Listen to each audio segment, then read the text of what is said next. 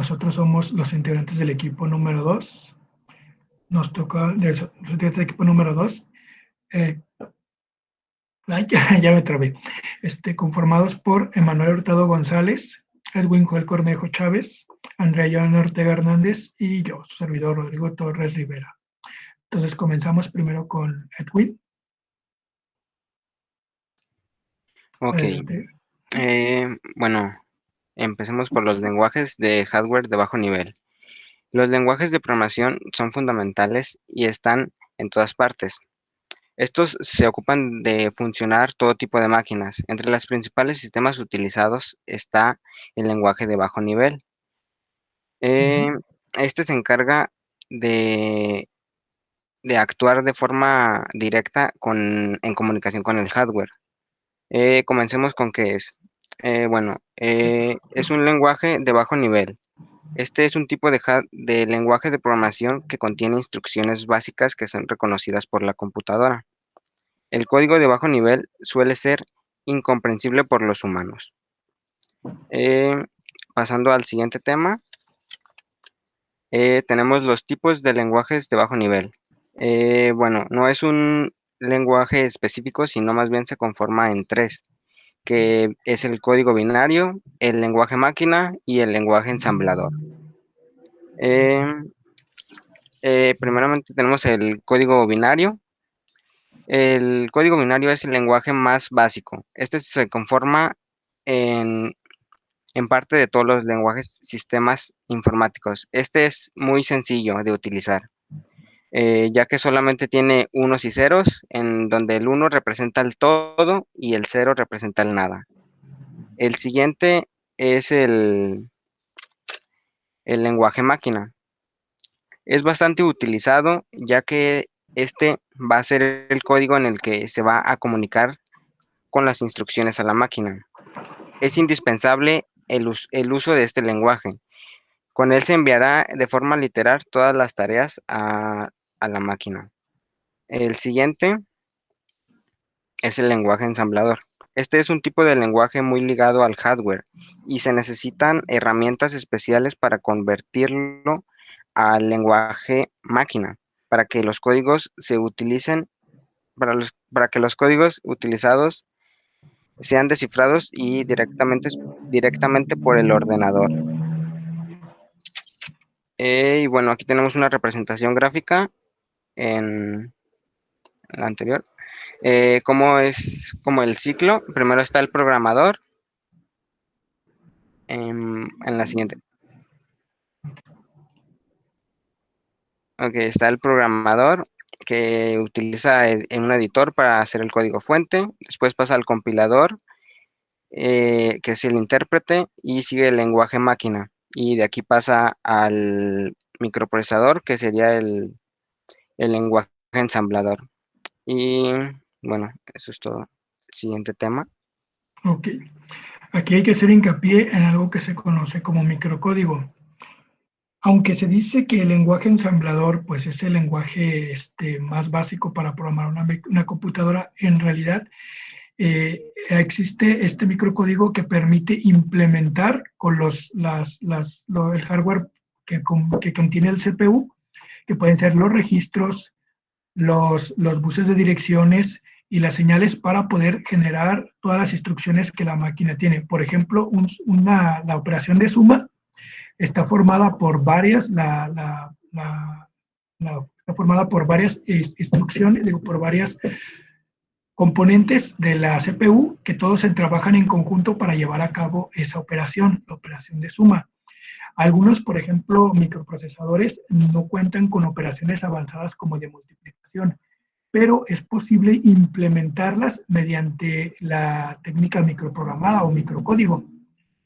Y esta técnica se inventó para poder en la etapa de diseño mejorar sobre la marcha el hardware, poder optimizar y mejorar. En el pasado, pues solamente era utilizado por los diseñadores de los circuitos integrados, pero actualmente ha ganado importancia debido a que ya es posible implementar o hacer mejoras en los circuitos electrónicos sobre la marcha. Por ejemplo, Los discos de estado sólido, anteriormente los discos de duros tenían limitantes sobre la forma de acceder a los datos.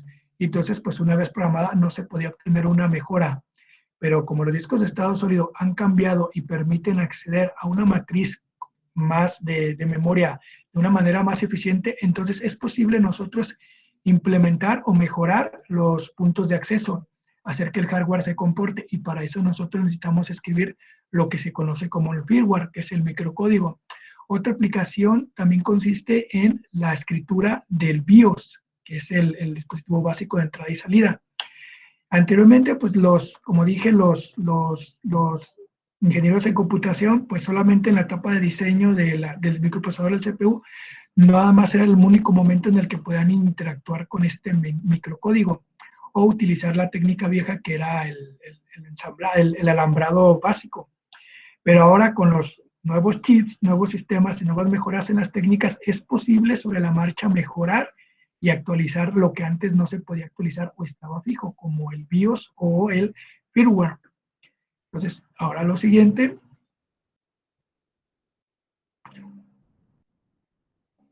Bueno, seguimos con el tema de jerarquía y clasificación de una computadora y sus instrucciones. La siguiente, por favor.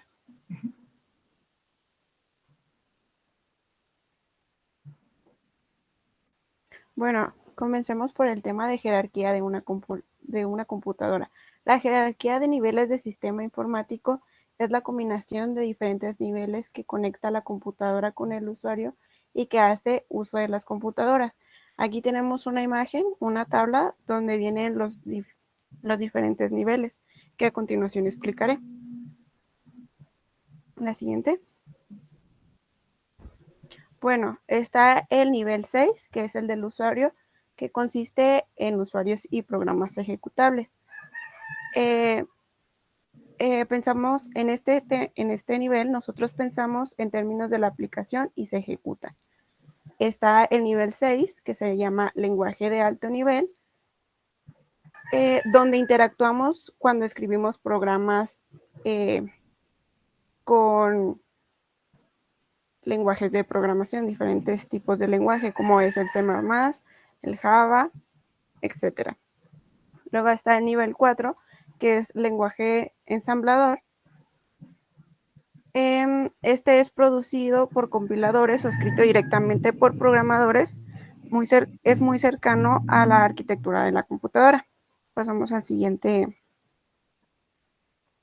Bueno, el nivel 3 es el software del sistema. El software del sistema ayuda principalmente a operar el proceso y establece la conexión entre el hardware y la interfaz del usuario. Puede consistir en sistemas operativos, código, biblioteca, etc. Está el nivel 2, es nivel del lenguaje máquina. Este nivel consta de máquinas y utiliza diferentes tipos de hardware en el sistema informativo para realizar diferentes tipos de actividades. Contiene arquitectura de conjunto de instrucciones. La siguiente, por favor.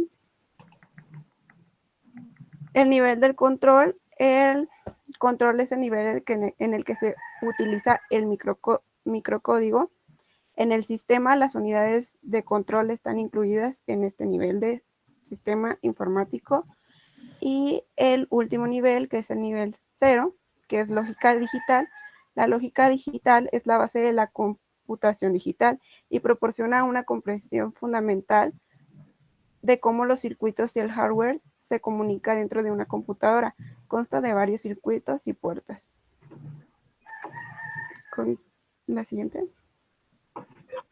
Bueno, ahora sigue la clasificación de las computadoras. Las computadoras se clasifican en 4 grupos: supercomputadoras, macrocomputadoras, minicomputadoras y microcomputadoras.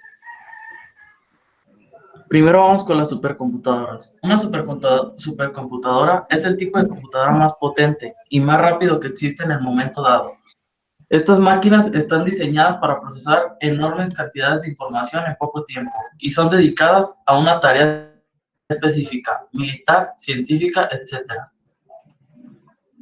Macrocomputadoras. Las macrocomputadoras son también conocidas como mainframes. Los mainframes son grandes, rápidos y caros sistemas capaces de controlar cientos de usuarios simultáneamente, así como cientos de dispositivos de entrada y salida. Minicomputadora. Las minicomputadoras son una ingeniosa herramienta que cuenta con casi todas las cualidades y capacidades de una macrocomputadora. No obstante, es considerablemente más pequeña. A este artefacto también se le conoce como computadora de rango medio. Generalmente se utiliza como dispositivos del mismo rango. Asimismo, a pesar de sus aportaciones, sigue siendo de poca demanda por los usuarios del mundo.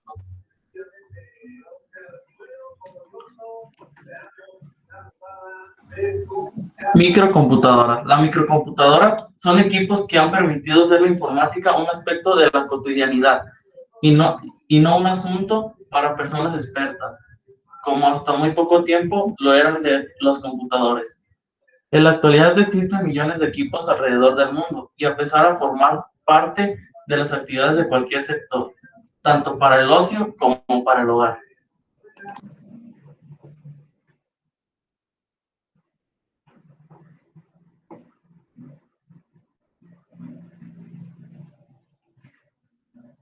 Bueno, continuaré con las instrucciones de una computadora. Son las instrucciones que determinan el funcionamiento de una CPU que las ejecuta. La CPU puede realizar una diversidad de funciones que son el reflejo de la variedad de las instrucciones definidas para la CPU. El programador tiene un repertorio de instrucciones como medio para controlar la CPU. Aquí es donde entra una equivalencia casi 1 a 1 con el llamado lenguaje ensamblador que ya vimos anteriormente. Las instrucciones de la computadora. Las instrucciones de las computadoras se denomina instrucción en informática el conjunto de datos insertados en una secuencia estructurada o específica que el procesador interpreta y ejecuta. Bueno, prosigamos.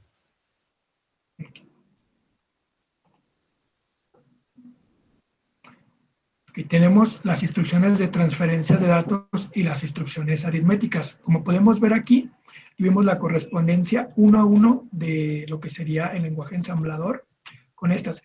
El lenguaje ensamblador, nosotros lo que vemos aquí son los llamados mnemónicos.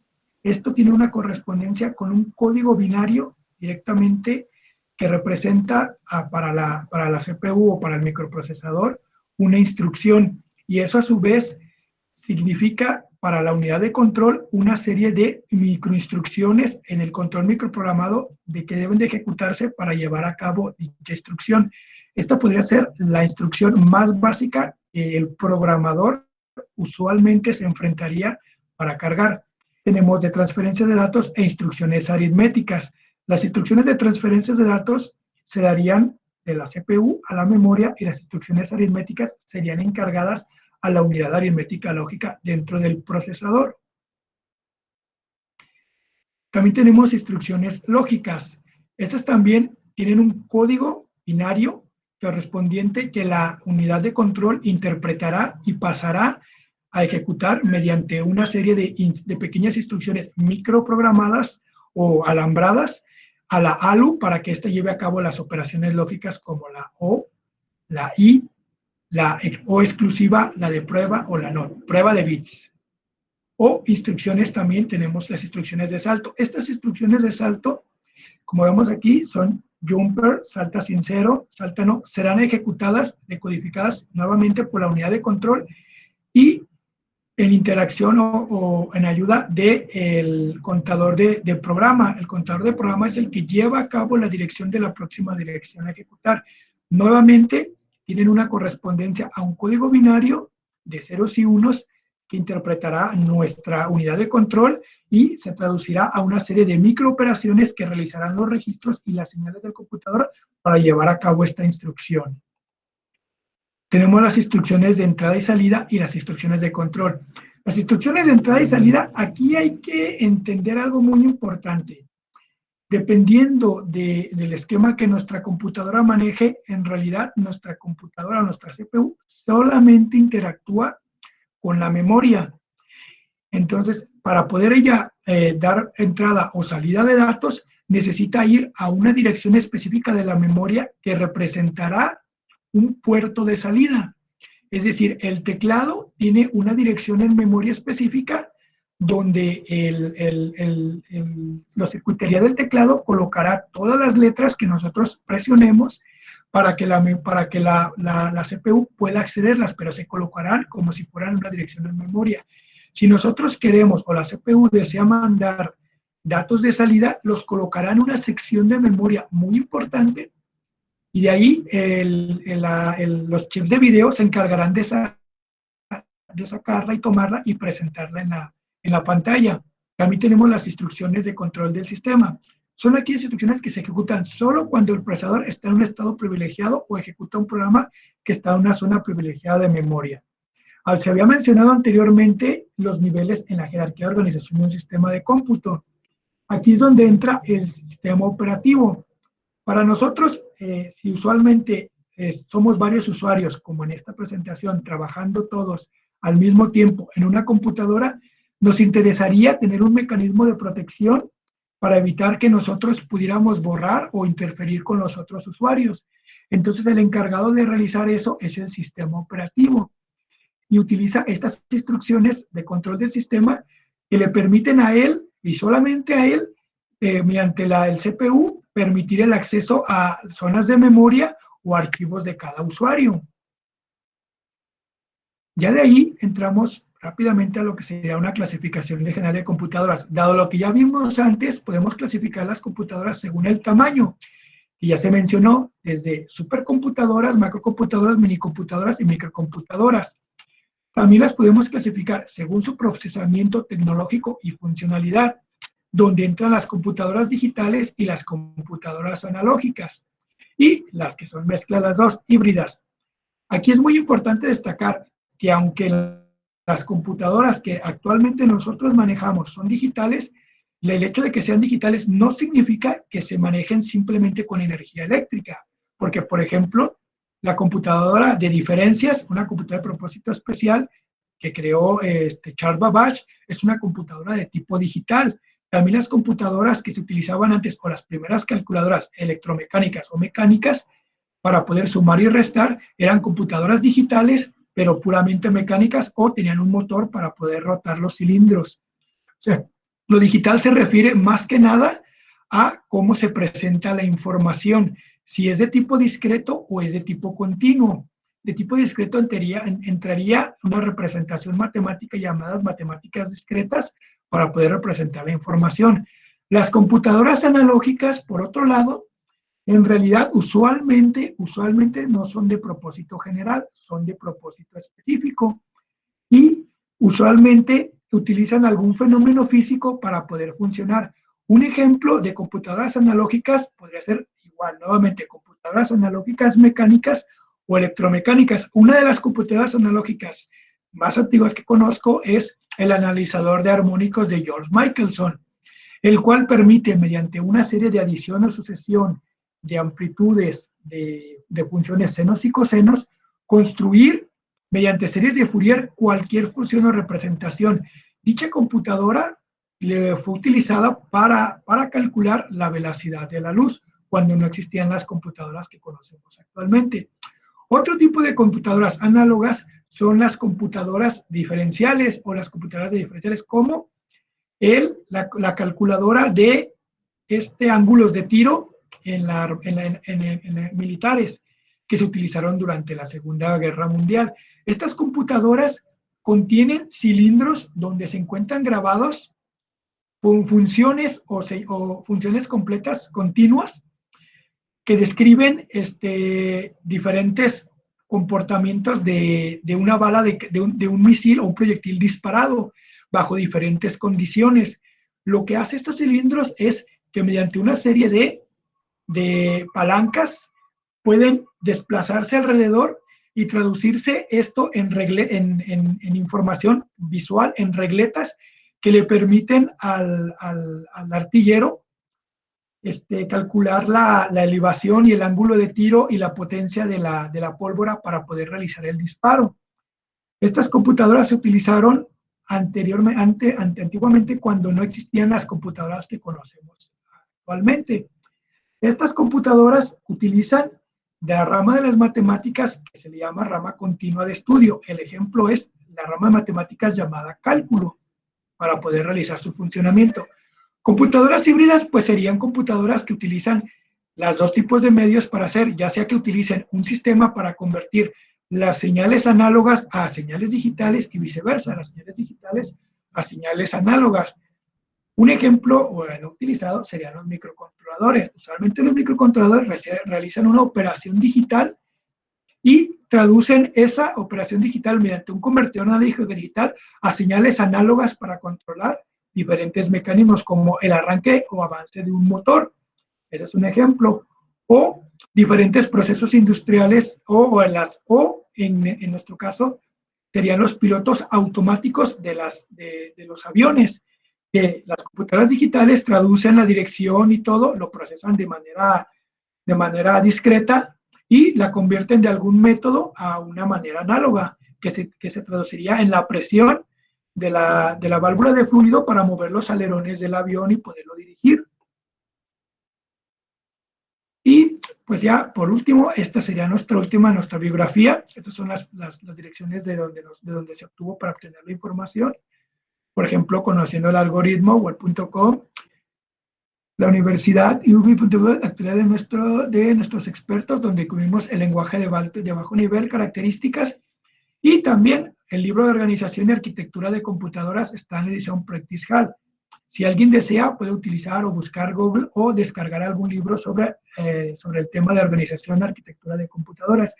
Dependiendo de su búsqueda, pueden encontrar diferentes niveles de descripción de una organización, de una computadora. Puede ser desde el nivel básico con puertas lógicas, desde la organización como un sistema, como un todo, o vista desde el software, o explicada desde algún lenguaje de programación, usualmente de bajo nivel, como el lenguaje ensamblador. Entonces, esta sería nuestra parte del equipo número 2 de integrantes.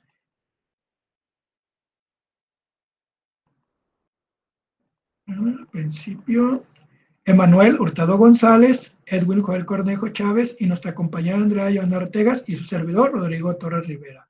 Muchas gracias por su atención. Y creo que ya dejaríamos de grabar.